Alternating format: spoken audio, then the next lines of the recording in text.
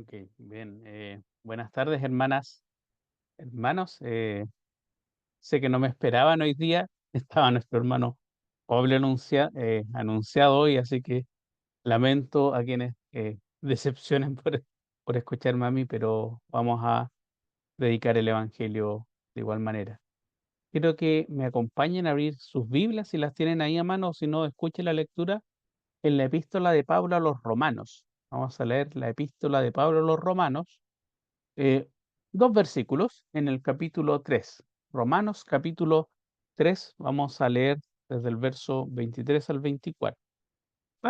Hay un punto en el versículo 22 que dice así: porque no hay diferencia, por cuanto todos pecaron y están destituidos de la gloria de Dios, siendo justificados gratuitamente por su gracia mediante la redención que es en Cristo Jesús.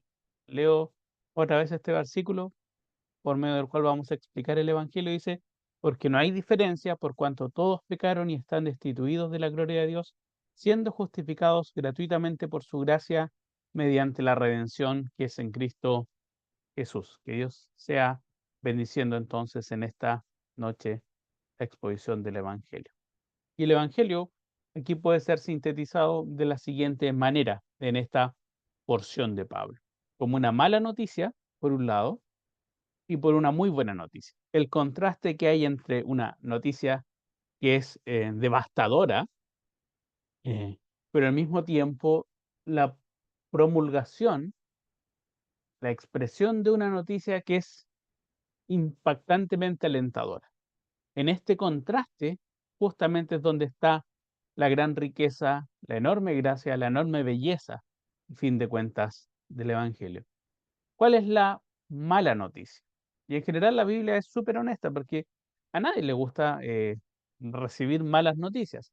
En general, cuando eh, uno tiene que anunciar una mala noticia, se da muchas vueltas, intenta comunicar algunas noticias buenas primero y después la mala, incluso le comunica a una persona si realmente está dispuesta a escuchar la mala noticia, porque en general no es algo que sea agradable. Acá la Biblia es sumamente enfática, sumamente directa en dar malas noticias, porque esto constituye la verdad. Y sería la primera cuestión que yo querría subrayar acá. Es una mala noticia, pero es una mala noticia que merece ser dada porque es verdadera. Miren lo que dice la Escritura. No hay diferencia. La primera definición es que no hay diferencia por cuanto todos pecaron y están destituidos de la gloria de Dios. Entonces quiero hablar de tres cuestiones respecto a esta mala noticia. Si se pone a pensar un poquito, eh, los seres humanos hemos inventado mil y una formas de diferenciarnos. Nos diferenciamos por sexo, hombres, mujeres, por edad, por raza, por trabajo, por estudios, por nacionalidad, por clase, por ingresos, por gustos, por preferencias. Hemos inventado hasta las formas más inverosímiles e infantiles incluso para diferenciar. Nosotros pensamos que los seres humanos somos iguales, pero en general toda nuestra vida la pasamos construyendo diferencias unos con otros. Nos carga ser percibidos y ser comprendidos como iguales a los otros.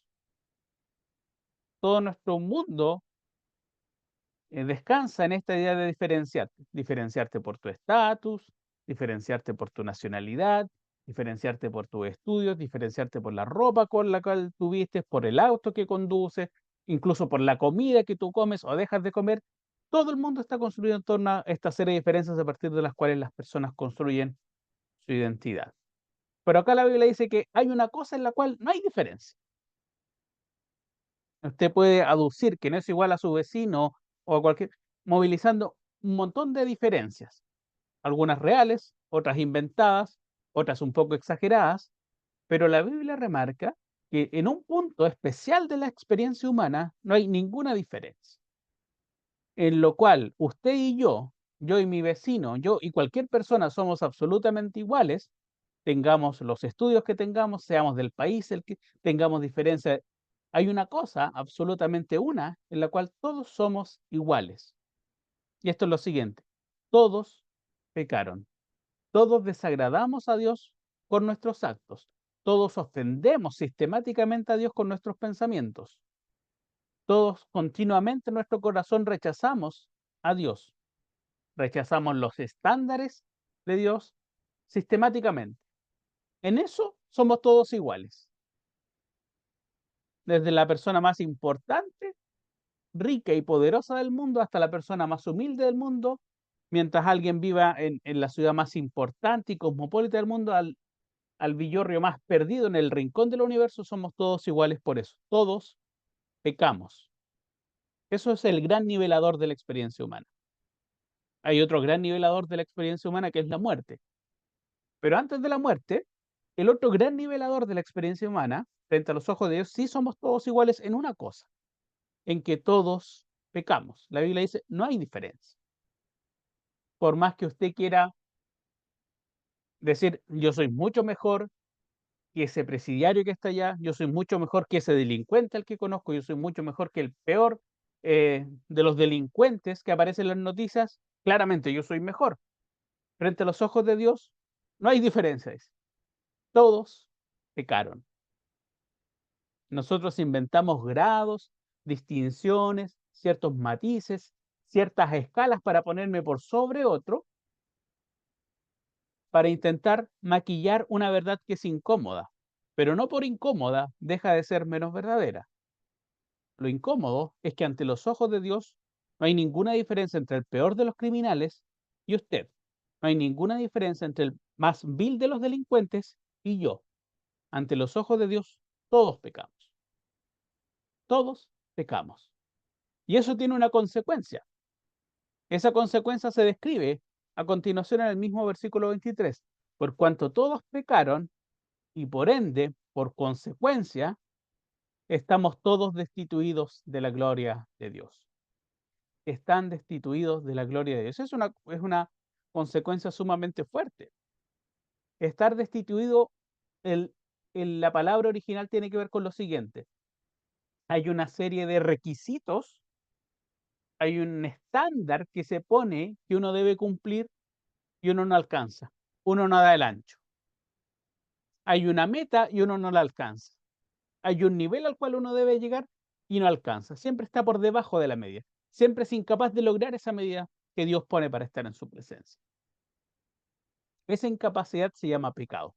Como el resultado de su pecado, usted y yo estamos destituidos.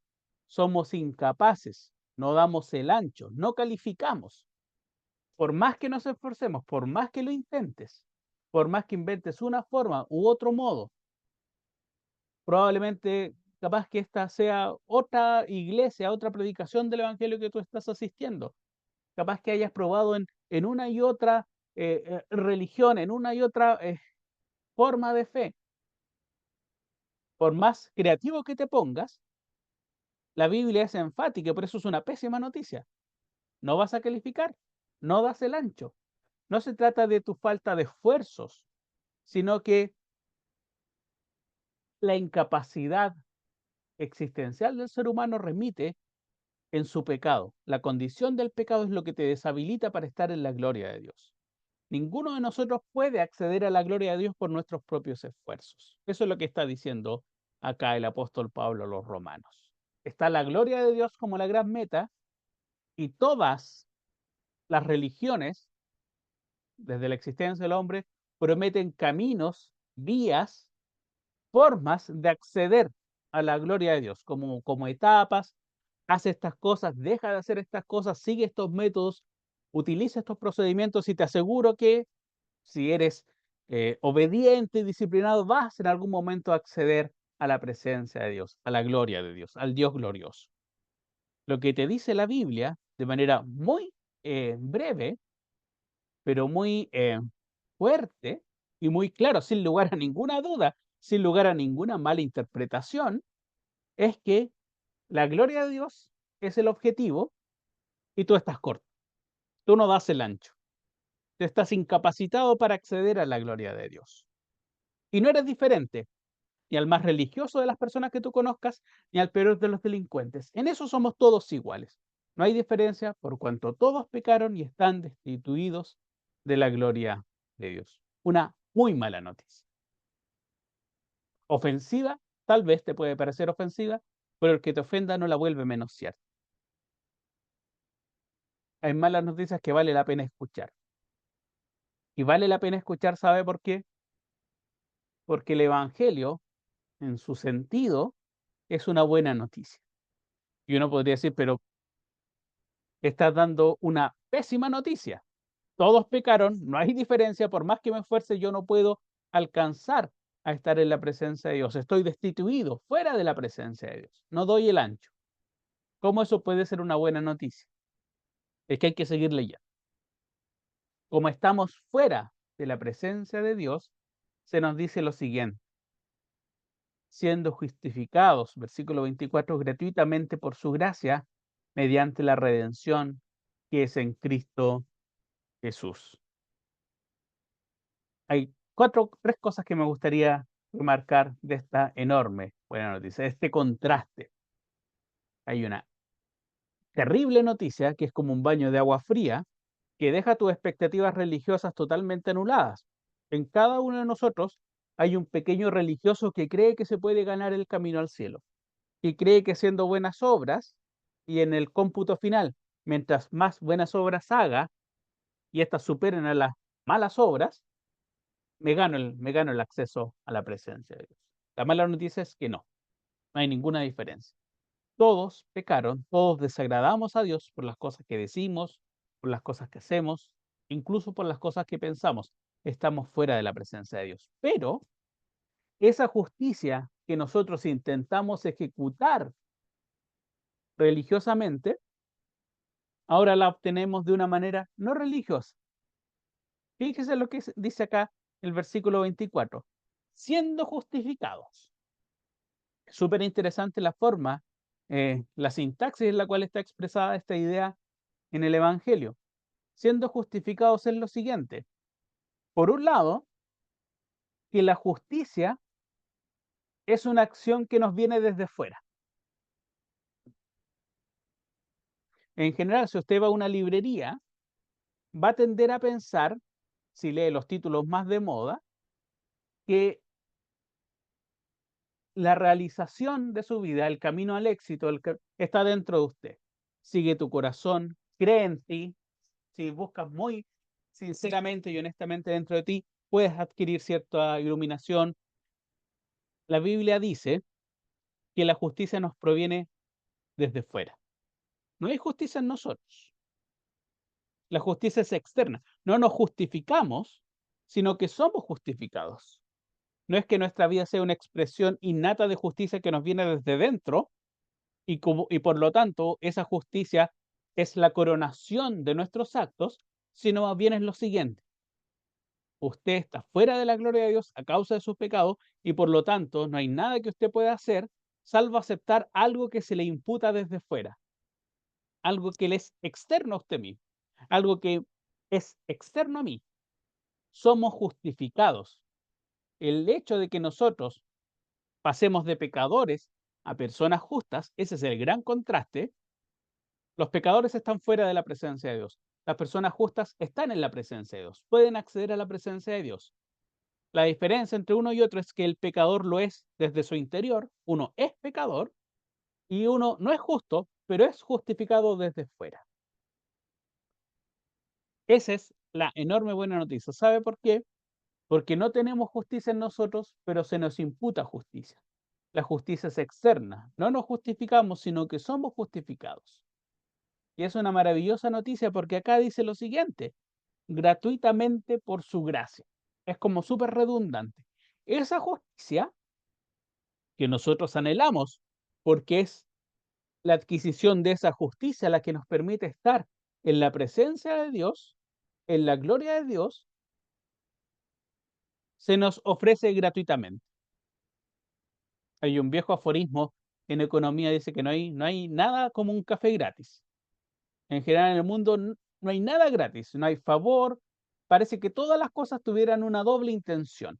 Alguien termina pagando la cuenta. Y en este sentido es muy interesante esa idea. Pero acá se nos dice que esa justicia que nos es imposible acceder por nuestros propios esfuerzos, por más que lo intentemos, por más que nos rebusquemos métodos creativos para dejar de ser quien somos, esa justicia no la accedemos por nuestros medios, sino que nos es impuesta de afuera, pero, y esta es la maravilla del Evangelio, es un acto gratuito, es un acto gratuito. No hay que hacer, no hay que pagar. Y no hay que pagar, ¿sabe por qué? No es porque sea una baratija, es que no se puede pagar. Incluso si Dios quisiese ponerle un precio a estar en la presencia de su gloria, no habría ninguno de nosotros que la pudiera pagar. No habría nadie tan rico que la pudiese pagar. Piensa en este típicos lista de los 10 hombres más multimillonarios del mundo. Ni Jeff Bezos, ni Elon Musk, ni Donald Trump, ni Bill Gates, ni el más millonario que usted puede pensar, podría pagarse un ticket para estar en la presencia de Dios. Hay multimillonarios que compran un ticket para los eventuales y futuros viajes a Marte. Hay cosas muy extremas, muy excéntricas que las personas pueden pagar. Incluso con costos altísimos, hay personas que lo podrían financiar. Un ticket, un pasaje a la gloria de Dios, a la presencia misma de Dios, es impagable. ¿Y por qué es impagable? Es gratis. Es gratis porque no hay nadie que lo pueda pagar. Es totalmente gratuito para ti. Y en este sentido no hay ninguna doble intención. No es algo que tú tengas que pagar por tu diezmo, ni por una buena acción. No hay nada que tú puedas pagar, no hay nada que tú puedas dar a cambio de salvo tu fe. Y es interesante porque dice gratuitamente por su gracia. Es como súper redundante, algo que se da gratuitamente y algo que se da gratuitamente tiene una explicación. Mire, alguien puede dar algo gratuitamente porque espera algo a cambio, como una suerte de retribución.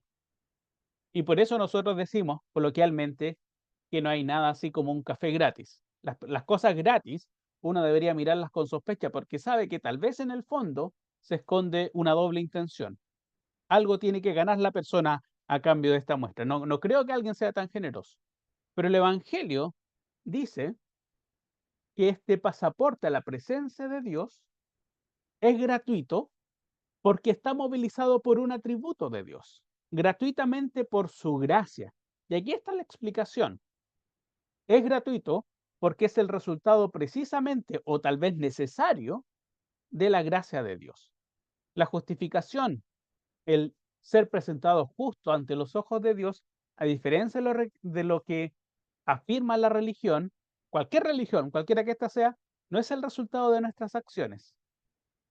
No es el resultado de hacer muchas cosas buenas y dejar de hacer muchas cosas malas.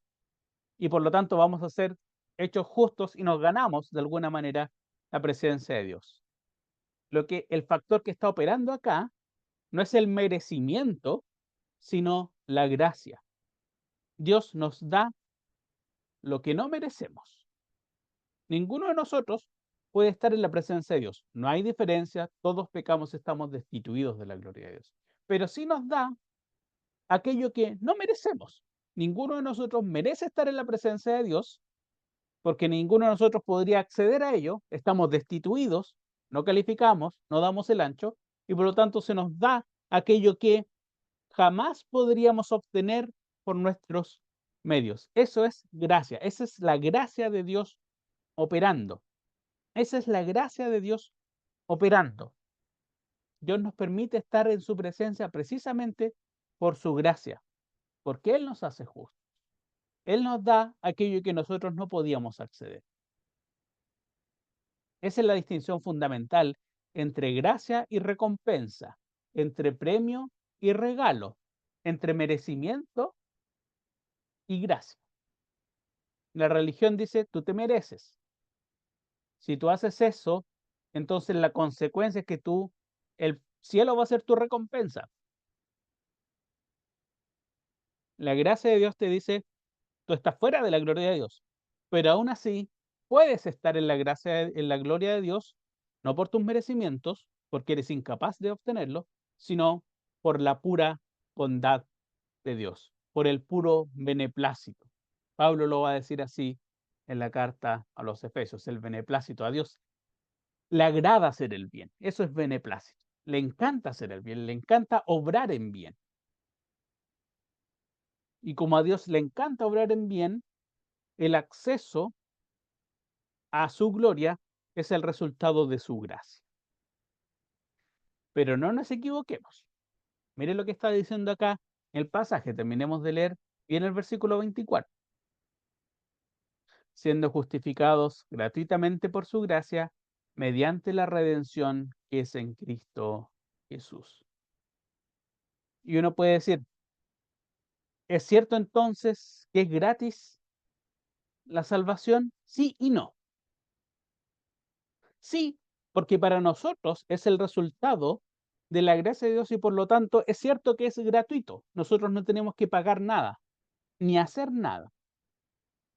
¿Eso significa que entonces no cuesta nada y que carece de valor? No, porque a continuación del versículo 24 se introduce así un concepto económico, sí un concepto que supone una transacción, pagar algo para obtener algo a cambio. ¿Y sabe lo que es? Es la palabra que aparece ahí como redención. La salvación tiene esta paradoja. Es gratuita, pero tiene un costo altísimo. En general, para nosotros las cosas gratis son aquellas cosas que no tienen ningún tipo de valor. Si tuvieran valor, no serían gratis. Las cosas más valiosas nunca pueden ser gratis. Nosotros tendemos a funcionar así. Si es gratis, es que no tiene ningún tipo de valor. Ante los ojos de Dios, lo que es gratis para nosotros es lo que tiene más valor de lo que podríamos calcular. De manera tal que el versículo 24 introduce justamente un concepto económico que alude a una transacción. Y a una transacción bien ofensiva para usted y para mí. ¿Sabe lo que significa redención? Redención significa un precio que se da para obtener la libertad de alguien en un mercado de esclavos. Redención es exactamente eso. En el mundo antiguo, y en el mundo antiguo tampoco tan antiguo, fíjense que en Chile se cumplieron hace un par de años 200 años de la abolición de la esclavitud. En 1823 dejaron de haber esclavos en Chile. Y en partes del mundo hasta bien entrado el siglo XX habían esclavos. En el mundo en el cual Pablo escribe a los romanos, existen los mercados de esclavos. Y un esclavo puede dejar de serlo si alguien paga el precio de su libertad. Ese precio por la libertad se llama redención. Ese precio por la libertad se llama redención. Y lo que está diciendo acá el apóstol Pablo es que nosotros somos justificados, somos hechos justos gratuitamente por la gracia mediante o a través de ese acto de compra de nuestra libertad que se dio a través de Cristo Jesús. Mire qué impactante. Gratuitamente por su gracia, algo que no tiene gasto por nosotros, porque es el resultado no de nuestros merecimientos, sino de la gracia de Dios que se despliega en favor de nosotros, pero que va asociado a un costo y a un costo altísimo. El costo altísimo es que nosotros se nos define en la Biblia como esclavos. Esto es, que no operamos por nuestra propia voluntad, que nuestras acciones son el objeto, somos del dominio de otra persona, no operamos con voluntad, somos esclavos del pecado. El pecado no solamente es presentado en la Biblia como aquello que nos deja fuera de la presencia de Dios, sino el pecado también es visto en la Biblia como esa fuerza que nos somete y que nos esclaviza. Somos esclavos del pecado. Somos esclavos de nuestros propios deseos, de nuestras propias pasiones. Somos esclavos y como esclavos no podemos adquirir la libertad por nosotros mismos. El precio de nuestra redención es altísimo, es impagable para nosotros. Pero hubo alguien que vino a este mundo y que pagó ese altísimo precio por nuestra libertad. La redención, dice Pablo, que es en Cristo Jesús. Y aquí aparece el centro del Evangelio. Todo el Evangelio apunta hacia Cristo Jesús, nuestro Redentor. Y cuando hablamos de Redentor es aquel que pagó el altísimo precio por comprar tu libertad declararte justo y sacarte de el dominio del pecado. Porque no solamente se trata de comprar nuestra libertad, se trata también de cambiar de dueño, de cambiar de dominio, de cambiar de jurisdicción, de cambiar de destino. Estás destituido de la gloria de Dios a causa del pecado. El pecado te destituye de la gloria de Dios, te deja fuera de la gloria de Dios y también te mantiene esclavizado. Viene Jesús y en la cruz paga el altísimo coste de tu libertad. Él paga tu redención, compra tu libertad y te lleva donde tú no podrías haber estado nunca por tus propios medios.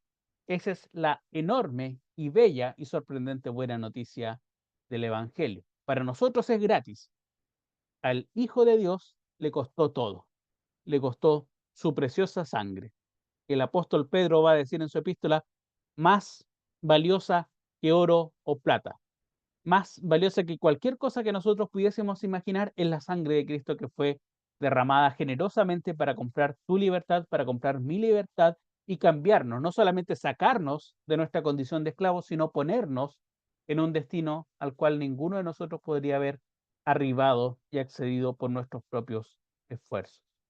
Eso es entonces el Evangelio, amiga y amiga. Una muy mala noticia. No hay diferencia. No hay diferencia entre usted y el peor de los delincuentes que usted se imagine.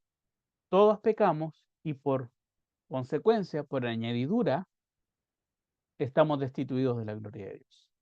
Pero, pero, sí podemos ser justificados mediante la gracia de Dios que opera gratuitamente en nuestro favor, pero eso no significa que no tenga ningún precio y que no cueste nada. Hubo alguien que pagó ese precio para que para nosotros nos fuese gratis. Estar en la presencia de Dios significa ni más ni menos que hubo un momento donde Cristo Jesús derramó su sangre, padeció en la cruz para comprar nuestra libertad y para ahora, revestidos por su justicia, estar en la presencia de la gloria de Dios. Esa es la enorme y maravillosa buena noticia del Evangelio. ¿Es gratuito? Sí, en el sentido de que no tenemos que hacer nada más que poner nuestra fe y nuestra confianza absoluta en que el precio de nuestra redención fue pagado por Cristo en la cruz y que si podemos estar en la presencia de Dios no es por ninguno de nuestros méritos. Somos pecadores irredimibles, sin remedio, pero que, gloria a Dios, hemos sido comprados y redimidos y justificados por la persona del Señor Jesús. Poner su fe, poner su confianza en ese acto del Señor Jesús y confiar en que aquello que se declara del Señor Jesús es verdadero, es lo que nosotros podemos hacer para apropiarnos y estar y pasar, tener esta transición impactante de estar destituidos de la gloria de Dios a estar justificados en la presencia de la gloria de Dios. El Señor pueda bendecir su palabra entonces en esta tarde.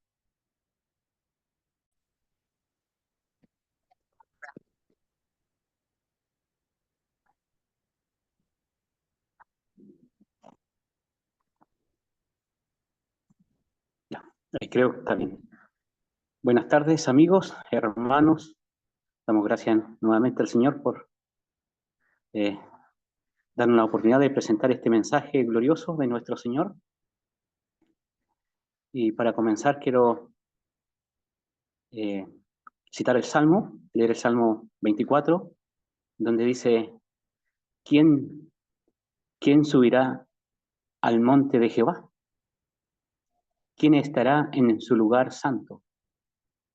Haciendo referencia de allí del monte de Sinaí,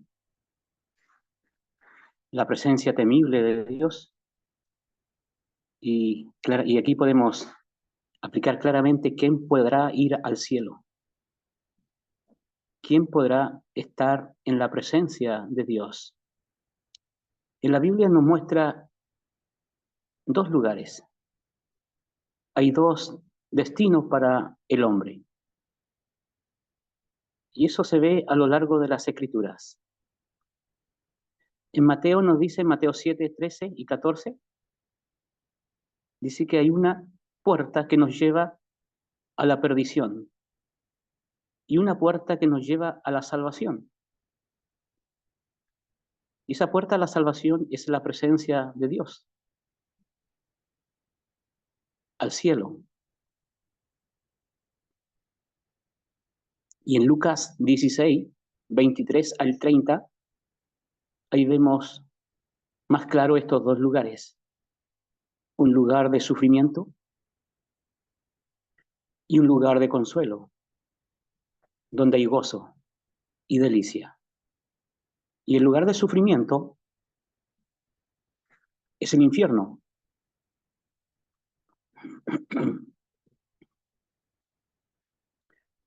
Llamado el lago que arde con fuego y azufre, que es la ira pura de Dios. Y ese lugar, Dios lo describe un lugar de sufrimiento. En cambio, en la presencia de Dios, dice el salmista, Salmo 16, hay gozo y delicia para siempre.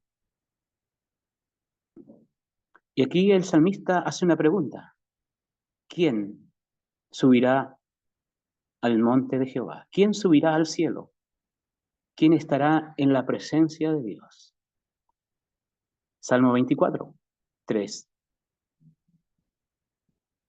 Y él responde y dice, el limpio de manos y puro de corazón. Y esto nos habla de estar limpio por dentro y por fuera. Es decir, limpio en nuestro corazón, sin tener malos pensamientos, libre de culpa, de acción.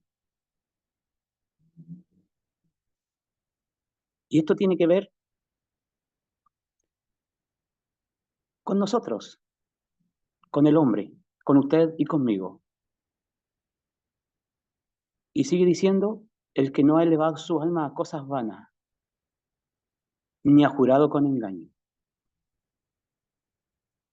Y vemos que si nos miramos a nosotros mismos, si somos sinceros,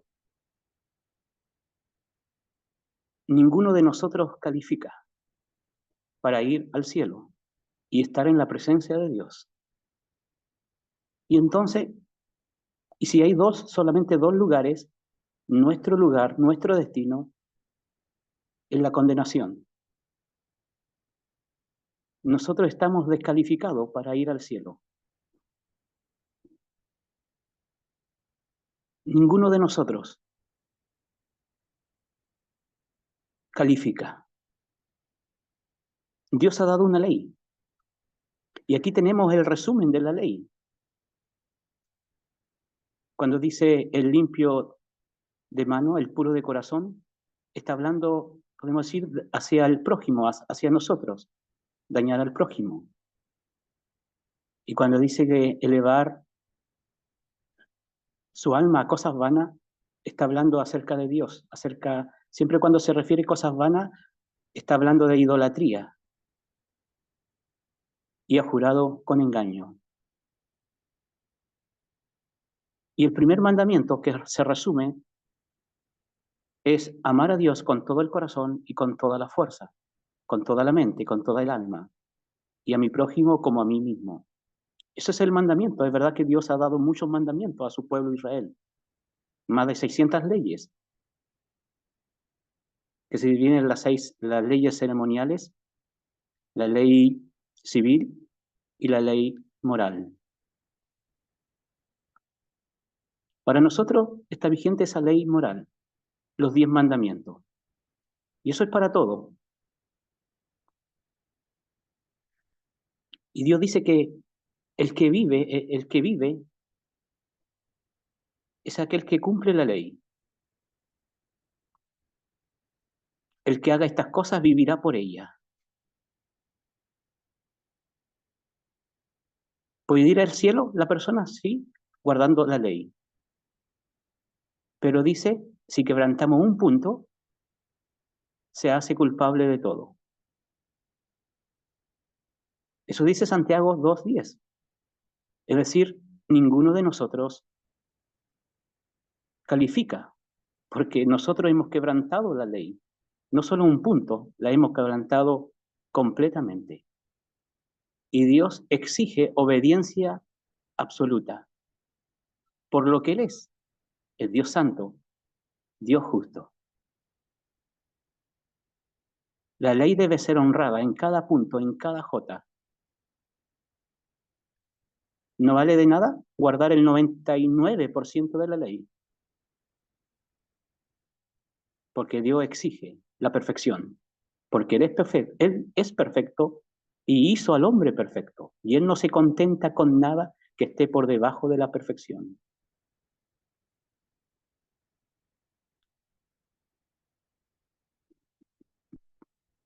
Así que no podemos confiar en lo que nosotros podemos hacer para ir al cielo.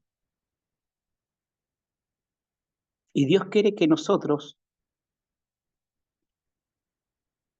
podamos saber estas verdades.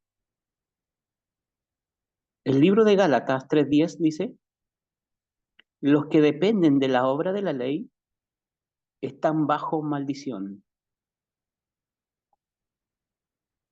¿Por qué?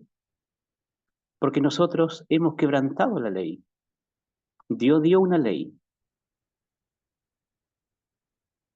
y si la quebrantamos, maldición para aquel que la quebranta.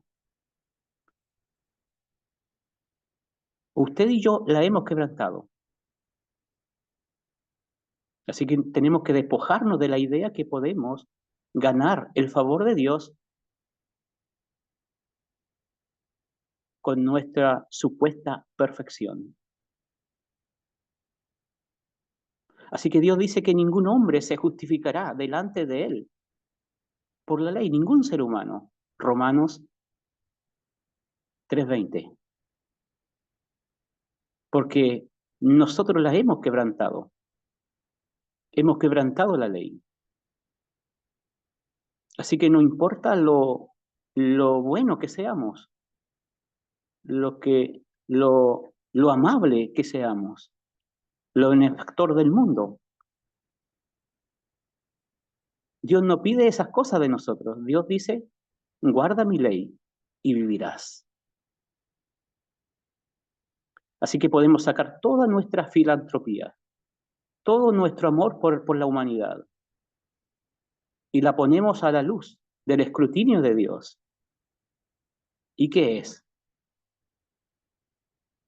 Suciedad, trapos de inmundicia, dice el profeta Isaías. Trapos sucios, basura, estiércol, dirá el apóstol Pablo.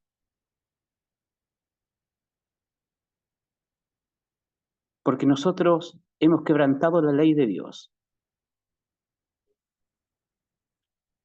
Los que dependen de la obra de la ley están bajo maldición, porque escrito está, maldito todo aquel que no permaneciera en todas las cosas escritas en el libro de la ley para hacerla. El apóstol está citando Deuteronomio 27:26.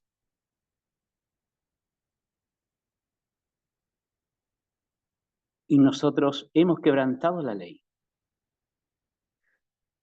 Deuteronomio 27:15 dice, maldito el que se hiciera una escultura o imagen de fundición, que es abominación a Dios. Cuando nosotros quizás no hemos adorado imagen, usted quizás no ha adorado una imagen, pero si nosotros nos acercamos a Dios sin un conocimiento bíblico de Dios, nosotros nos creamos una imagen de Dios en nuestras mentes y a ese Dios le servimos y le adoramos. Y eso es idolatría, abominación a Dios. Maldito dice el que deshonrare a su padre y a su madre. ¿Quién de nosotros no ha deshonrado a su padre? ¿Le ha mentido? ¿Le ha contestado? Y ahí sigue una lista, maldito. Todos nosotros hemos hecho eso. Y entonces cada ser humano está bajo maldición, bajo la maldición de Dios, merecedor del castigo, del infierno. Así que no podemos ir al cielo haciendo el bien, porque ya estamos descalificados. Pero Gálatas 3:13 dice, Pero Cristo nos redimió de la maldición de la ley. Nos redimió, nos rescató, nos sacó. Y aquí entra la buena noticia. La mala noticia es que estamos descalificados. Ya hemos escuchado la primera parte, que todos hemos pecado, hemos quebrantado la ley, le hemos fallado a Dios y todos están destituidos de la gloria de Dios. Todos están destituidos. Ninguno de nosotros puede ir al cielo, estar en la presencia de Dios por nuestros propios medios.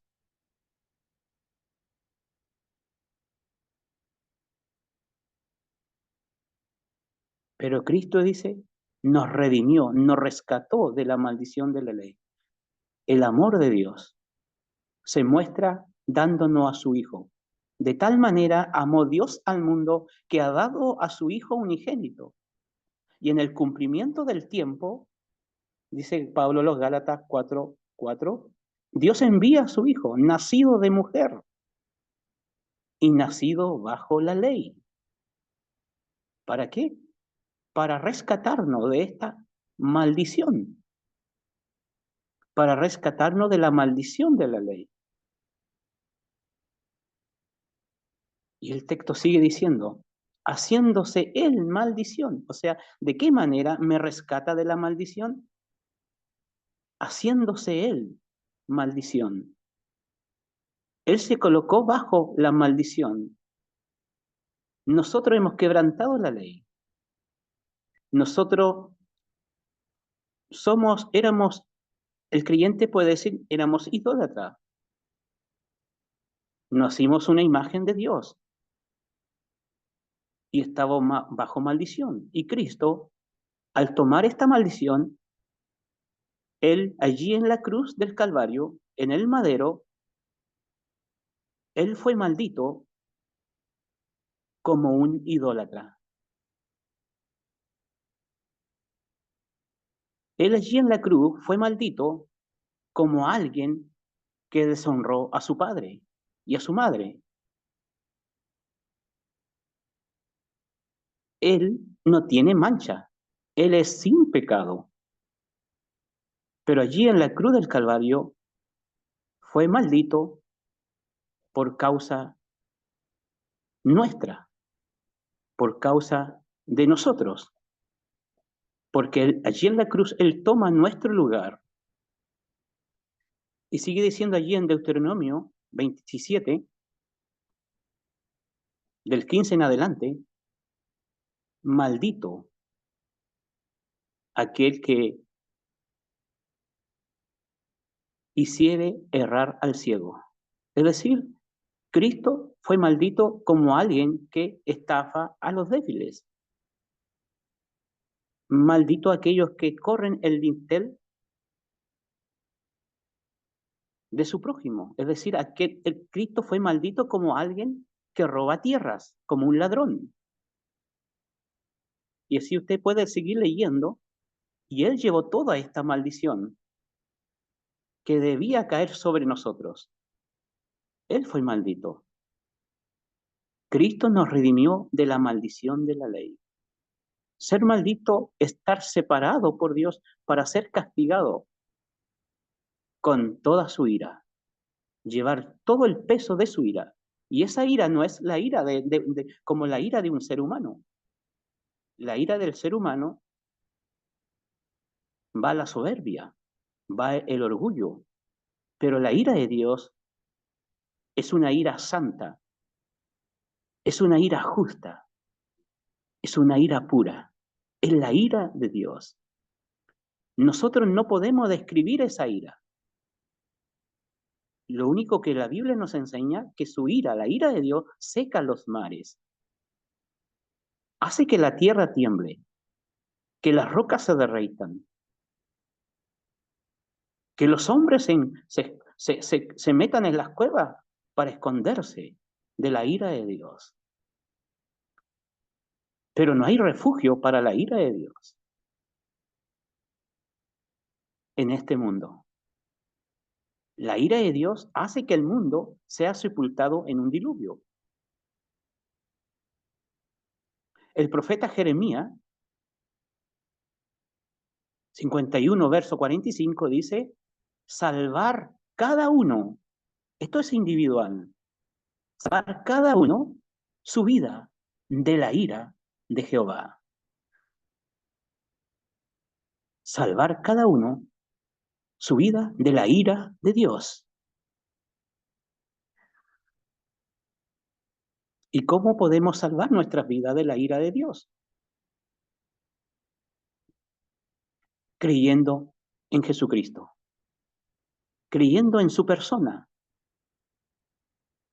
creyendo en su obra, despojándonos de nuestras buenas obras, supuestamente, que no la tenemos, y confiando solamente en Cristo, el único que puede subir a la presencia de Dios y estar en la presencia de Dios, en el lugar de Dios donde Él está, es Él, es Jesús. Él es el único limpio de mano y puro de corazón, el que no ha elevado su alma a cosas vanas ni ha jurado con engaño. Y allí en la cruz del Calvario, al tomar nuestro lugar, cuando Dios tomó nuestros pecados que acarrean maldición, Dios lo desamparó. Dios lo abandonó. Y no solo lo abandonó, sino que también Dios levantó su espada. Esa espada que está afilada para degollar víctima, dice en el Antiguo Testamento. La espada de la ira de Dios se levantó contra su Hijo amado. ¿Por qué? Porque de esta manera Dios hace posible que nosotros podamos ser salvos, podamos ser reconciliados con Dios, con Él. El apóstol Pablo a los Corintios dice, segunda, 5:19, que Dios estaba en Cristo, reconciliando consigo al mundo, no tomándole en cuenta a los hombres sus pecados, no tomándonos en cuenta nuestros pecados, sino que aquel que no cometió pecado, ¿quién es aquel? Cristo, no cometió pecado. Fue tentado en todo, pero sin pecado. Dios lo señaló, diciendo que Él es su Hijo amado en quien tiene complacencia. Él nunca le ha fallado, nunca se rebeló. Su comida y su bebida era hacer la voluntad de Dios.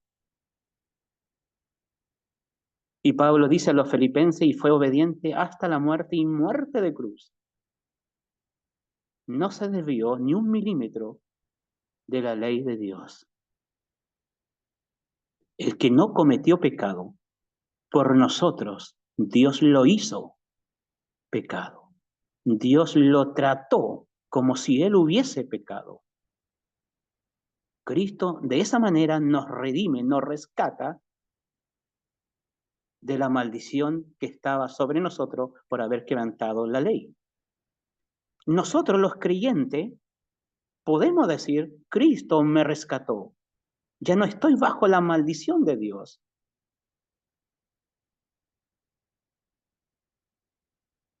Pero aquel que no ha creído aún, la Biblia lo declara condenado. El que no ha creído en el unigénito Hijo de Dios está condenado. El que no ha creído en el Hijo de Dios está bajo la ira de Dios. Juan 3:18 y Juan 3:36. Y está bajo maldición por haber quebrantado la ley y no haberse refugiado aún en Jesucristo, el cual redime a todo aquel que acude a Él con fe. ¿Qué debemos creer de Él? Que Él es Dios, que vino al mundo. Él es Dios y vino al mundo.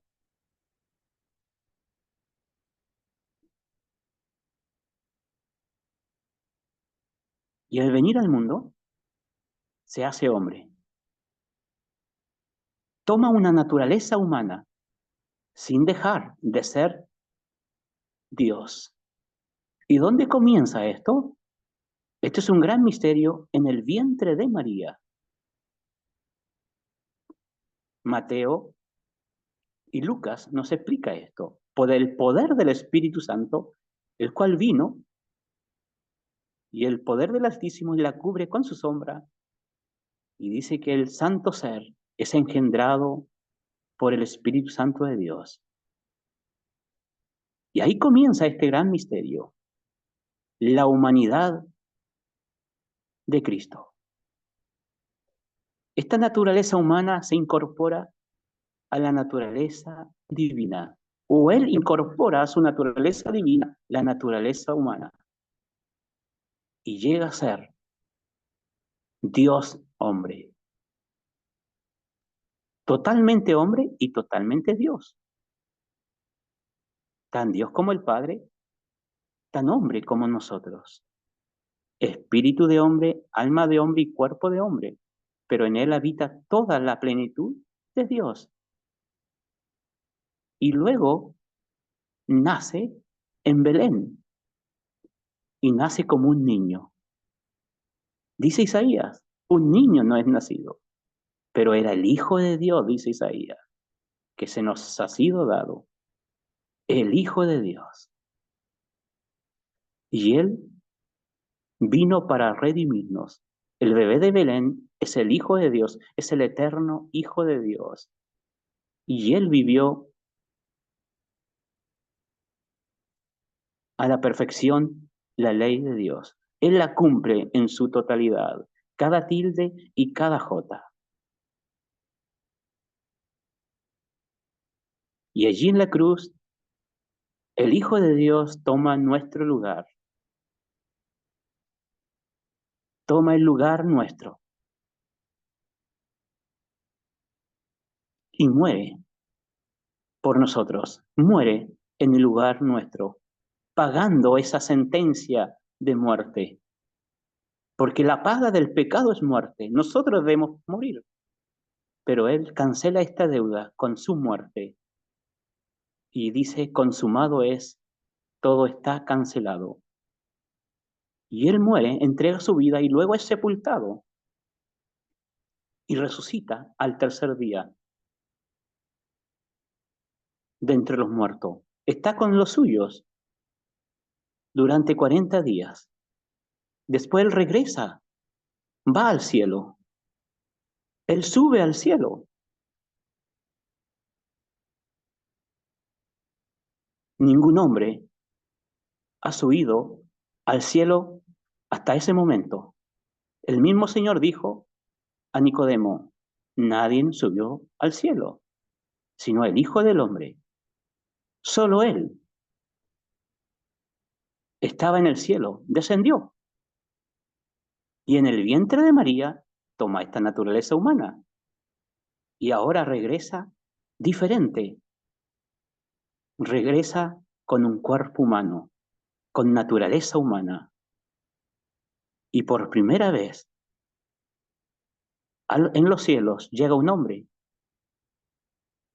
Llega un hombre por primera vez. ¿Quién subirá al cielo?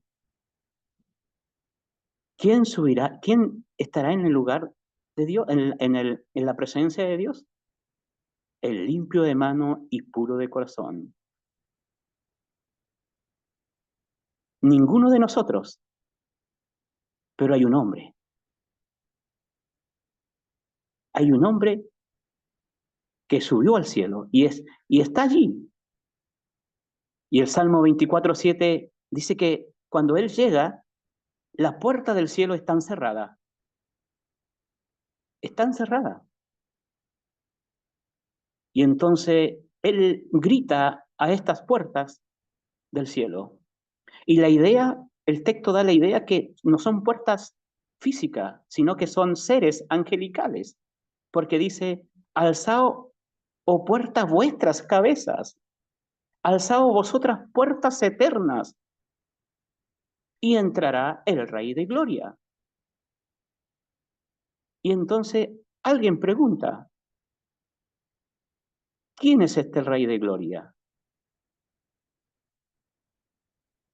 ¿Quién es este Rey de Gloria? Y él responde, Jehová, el fuerte y valiente. Jehová, el poderoso en batalla. Jehová de los ejércitos es el Rey de la Gloria. Y las puertas se abren. Él llegó al cielo. Ahora va a la presencia de Dios. Camina hacia la presencia de Dios.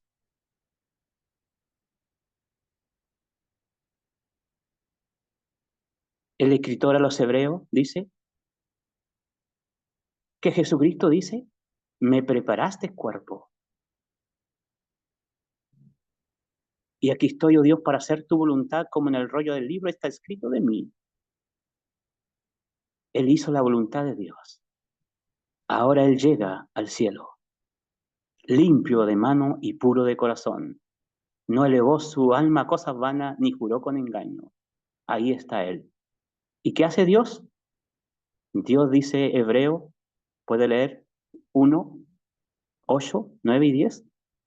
Dios le dice, tu trono, oh Dios, por los siglos de los siglos has amado la justicia y aborrecido la maldad. Tu trono. Y él se sienta en el trono de Dios, a la diestra de Dios. Él entra al cielo, las puertas se abren, entra a la presencia de Dios y él entra no por méritos de otro. Él no entra por gracia, él entra por sus propios méritos, por sus propios méritos. Y él se sienta a la diestra de Dios, invitado por el Padre. Y ahora las puertas del cielo quedaron abiertas. Están abiertas de par en par para todos aquellos que creen en Él. Y todos los que entran por esta puerta, todos los que creen en Él, los que hemos creído, entraremos por estas puertas, pero no por nuestros méritos. Nuestros méritos nos llevan al infierno, porque hemos pecado. Nosotros entramos por los méritos de Cristo, por la gracia de Dios. Entramos por pura gracia. ¿Por qué? Porque hemos creído en Jesucristo. Y tenemos a la diestra de Dios a un hombre. Y ese hombre es nuestro abogado, es el abogado de todo creyente. Juan, primera de Juan 2. Y ese hombre es nuestro gran sumo sacerdote. Ese hombre es nuestro gran rey, el cual tiene dos naturalezas, la divina, al igual que el Padre, y la humana, al igual que nosotros. Él es diferente, Él es único, Él es singular.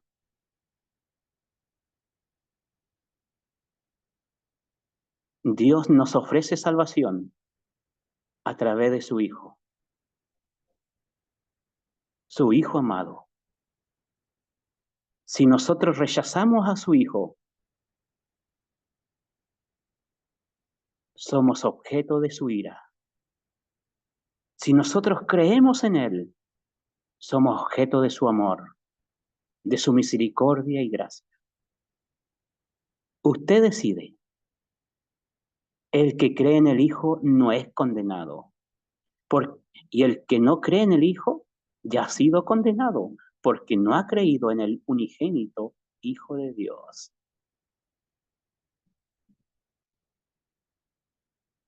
¿Qué va a hacer? ¿Va a rechazar esta salvación tan grande? Si usted rechaza esta salvación que Dios ofrece en Cristo Jesús, lo único que le queda es esperar una horrenda expectación de juicio y de hervor de fuego. Dios es paciente, Dios es misericordioso, Y Él dice en su palabra que no menosprecies su paciencia y su benignidad que te guía al arrepentimiento y a la fe en Cristo.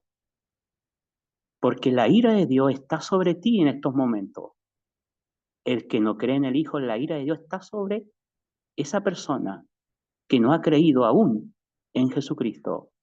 Es como Dios que está, la ira de Dios está sobre ti y Dios la retiene con una mano y con la otra mano te dice, ven a Cristo, refúgiate en mi Hijo, porque Él pagó la cuenta. Si no lo haces, pronto Dios dará fin a su paciencia para dar paso a su ira. Retirará su mano que sostiene su ira sobre ti y va a retirar su mano que te llama. Y tú no podrás hacer nada. No podrás escapar de la ira de Dios. Sofonía dice, ni tu oro ni tu plata te podrás librar del día de la ira de Jehová. Vas a clamar a sus oídos y él no te oirá. Te dará la espalda y no el rostro en el día de tu perdición. Dice que su hacedor, tu hacedor, no tendrá misericordia de ti. La invitación que ha quedado registrada en la palabra de Dios para ti, si no has creído aún en Jesucristo, para ser salvo de la ira de Dios, es que si hoy oyeres su voz, no endurezcas tu corazón. Hoy es el día aceptable. Hoy es el día que Dios te acepta. No es mañana. No sabemos si hay un mañana para nosotros. Ahora, ahora es el día de salvación. Si hoy oyeres su voz, no endurezcas tu corazón. Prepárate para el encuentro de tu Dios. Prepárate, porque está establecido que el hombre muera una sola vez y después de esto, el juicio. Un terrible juicio. Romanos 5:8, Romanos 8:1 dice, para los que están en Cristo no hay condenación. No hay condenación. ¿Para quiénes? Para los que están en Cristo. ¿Y quién está en Cristo? Son aquellos que han creído, los que hemos creído, que no podemos agradar a Dios con nuestra supuesta perfección. Aquellos que hemos creído en lo que Dios dice acerca de nosotros y hemos creído en Jesucristo como único refugio, como único Salvador. El apóstol dice, cree en el Señor Jesucristo y serás salvo, y en ningún otro hay salvación. En ningún otro. No es en la religión, no es en las buenas obras, sino en Jesucristo. Dios podrá salvarte. Dice el escritor a los hebreos, si tú te acercas a Él por medio de Jesucristo, quien nos ha redimido de la maldición de la ley. Que Dios bendiga su palabra.